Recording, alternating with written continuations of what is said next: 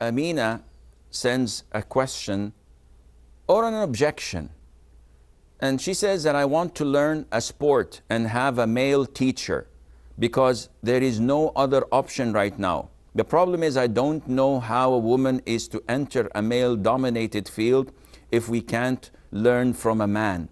I think women teachers of sports and physical fitness are just as important as female doctors. To deny women the education, we let certain fields remain male-dominated, stopping more women from learning.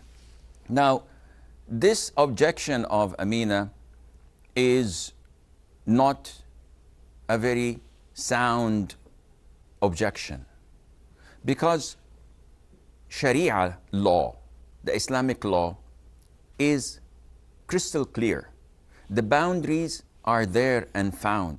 Scholars have placed legal maxims or fiqhi rules that governs the whole of what people need.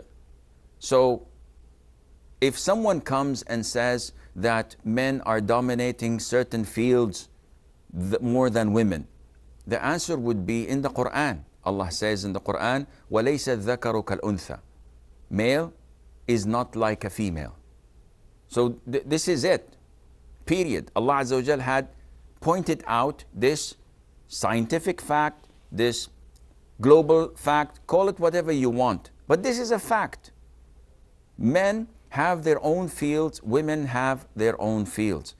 Now, maybe you will find some males coming in the future and saying that, listen, women have been dominating the field of pregnancy for so long. Now we males should move up to the task and maybe get pregnant or whatever. Is this logical? Allah Azza wa Jal created men and women different, and each were appointed with tasks and obligations different than the others. So to come and say, no, I'd like to do what a man does, for a woman to say that, this is unacceptable. Now, let's look at a male doctor serving females or treating female patients.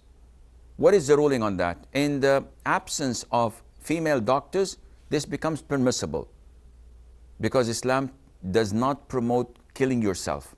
So you have to get treatment, and there's no other alternative except a male doctor. In this case, he may look at you, he may touch you, he may do what is necessary to cure your illness with what Allah has given him with knowledge, only in that specific or designated area. Now, is a male doctor equivalent in treating females to a coach training a female?